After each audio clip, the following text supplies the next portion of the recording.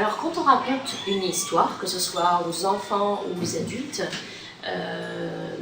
je pense qu'il faut déjà peut-être être un enfant de soi-même, et donc du coup quand on lit l'histoire, on rentre un peu petit à petit dans l'univers de l'histoire pour pouvoir un peu incarner où se passe l'histoire, les personnages qui la racontent.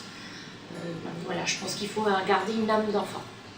Alors après, à partir de cette âme d'enfant, et quand on rentre soi-même dans l'histoire pour la partager avec les auditeurs, les enfants et les adultes, il y a un travail du corps. Ça veut dire que c'est pas seulement la voix. Alors la voix avec le timbre, on peut aussi incarner les voix des personnages, des différents personnages, mais aussi c'est tout ce que le corps exprime, le visage, les émotions, la gestuelle, pas forcément dans un grand espace, mais même dans un petit espace, on peut exprimer beaucoup de choses, et puis aussi créer un peu de l'attente, du suspense, amener justement l'auditeur à savoir qu'est-ce qui va se passer dans l'histoire.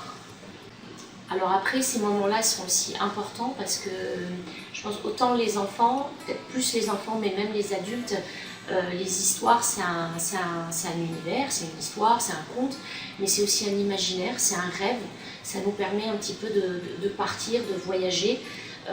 Donc voilà, d'amener un petit peu les enfants pas à oublier, mais à voyager avec leur imaginaire et leurs rêves. Je pense que ce sont un peu des moments un peu encore plus importants aujourd'hui.